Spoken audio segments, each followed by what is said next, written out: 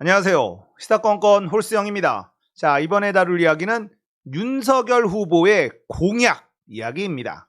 자, 윤석열 후보가 드디어 정책 공약을 발표하기 시작을 했습니다. 진작에 이렇게 정책 대결로 나왔어야죠. 파도 자기 편만 나오는 대장동만 계속 들먹이다가 시간이 너무 많이 흘러버렸죠. 지금이라도 이 공약을 내면서 정책 대결을 하기로 한 것은 매우 환영합니다.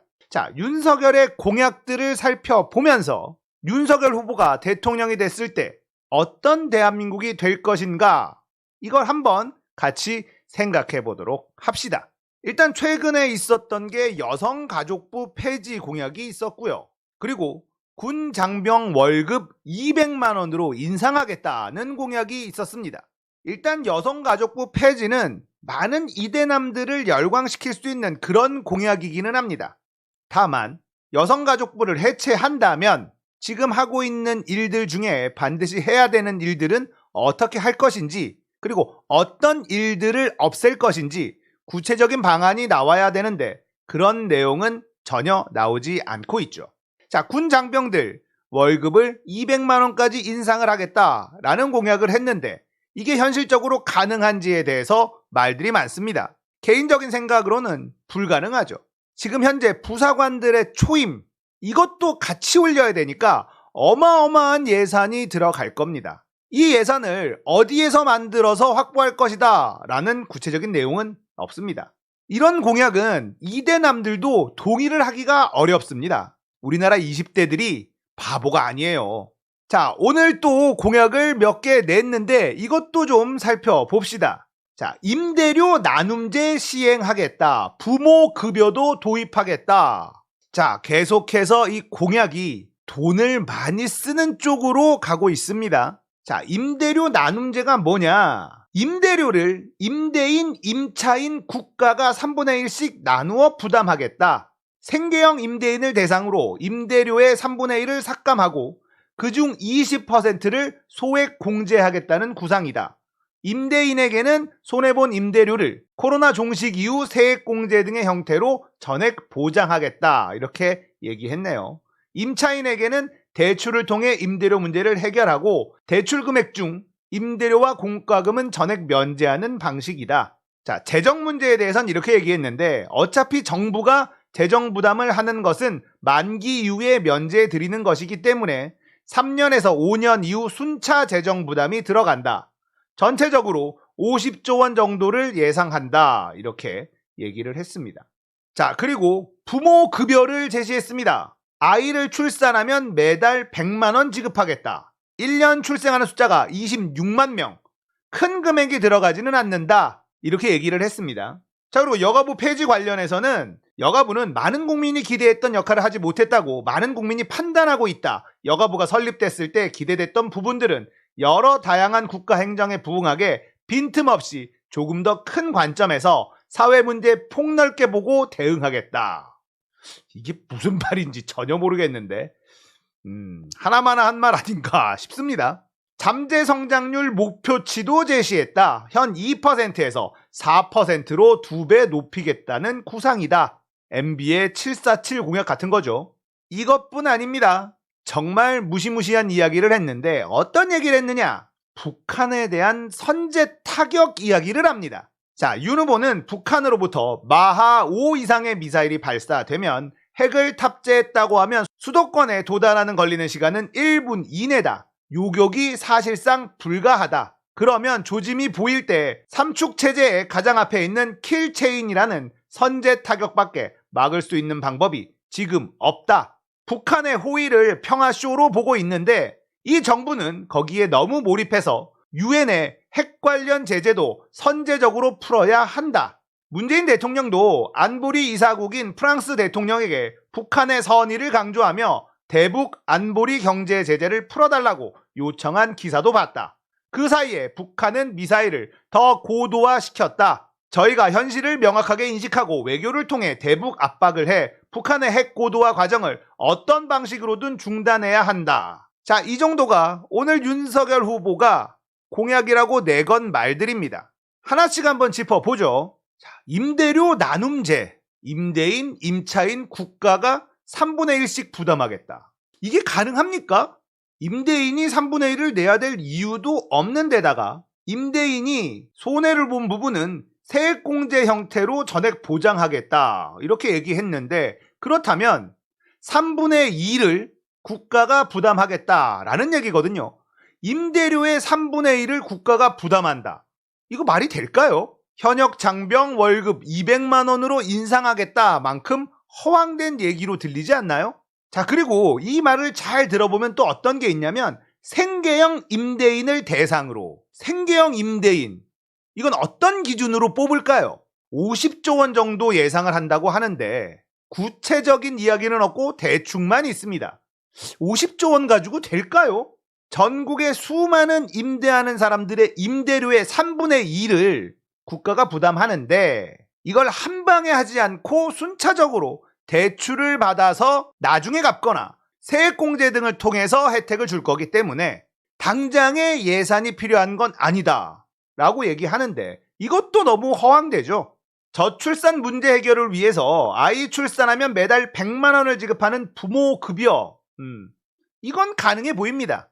지금 대한민국의 인구 구조는요 이렇게라도 해야 되는 상황인 건 맞아요. 이게 바로 이재명 후보가 얘기하는 기본소득의 영역입니다. 근데 이게 몇 년간 준다 이런 얘기는 없어요. 1년 주는 건가? 구체적인 내용이 없습니다. 아이를 낳으면 100만 원을 준다. 지금 현재 아동수당이라고 아이가 태어나면 지급하는 기본수당이 존재합니다. 그런데 이게 겹치는 것 같으니까 부모급여라는 말로 좀 바꾼 것 같아요. 이렇게 되면 아동수당의 금액을 늘리는 것과 비슷한데 정체를 잘 모르겠습니다. 매달 100만 원씩 얼마 동안 지급하는지 이야기가 없고 재원 관련 이야기 역시 없습니다. 일단 던지고 보는 것 같은데 치열한 고민 끝에 나온 정책은 아닌 것 같죠. 자, 거기다가 북한 선제 타격 이야기를 합니다. 가만 보면 말이죠. 국민의힘 쪽에 있는 정치인들, 군대 안 갔다 온 사람들이 엄청 많은데 이 사람들이 선제 타격 이야기를 좀 많이 합니다. 이게 얼마나 무서운 일인지 모르는 거죠. 여전히 색깔론을 이용하겠다. 이렇게 풀이가 됩니다. 신세계 정용진 부회장의 멸공, 이걸 굳이 쫓아가서 멸치랑 콩을 사는 이런 이벤트까지 벌린 윤석열 후보, 이번에는 선제 타격 이야기까지 하면서 색깔론에 불을 지피는 것 같네요. 이대남을 잡기 위해서 군 현역 장병 월급 200만 원으로 인상하겠다라고 해놓고 선제 타격을 하겠다. 이건 좀 앞뒤가 안 맞는 것 같은데 아무튼 고민이 없는 정책 발표라는 생각이 듭니다. 그리고 북핵 문제를 어떻게 해결할 거냐라고 하니까 현실을 명확하게 인식하고 외교를 통해 대북 압박을 해 북한의 핵 고도화 과정을 어떤 방식으로든 중단해야 한다. 이거 나도 할 수 있는 말이잖아요. 여러분도 할 수 있고 대통령이 되면 어떤 수단을 활용할 거냐라는 게 아니라 그냥 하나마나한 이야기를 합니다. 지금 윤석열 후보의 공약들 대부분 이런 식이에요. 치열한 고민이 보이질 않습니다. 실제 국민의 삶에 어떤 영향을 미치는지 이런 고민이 들어가 있지 않습니다. 재원은 뭐로 마련할 것인지 이런 고민도 없습니다. 그냥 던지는 거예요. 국민들은 바보가 아닙니다. 이런 공약을 내세우면서 국민들에게 표를 달라고 이야기하는 것, 이게 먹힐까요? 현실 가능성이 없어도 너무 없는 공약들을 남발하고 있습니다. 공약이 없는 것보다 훨씬 낫죠. 우리가 비교할 수 있으니까요.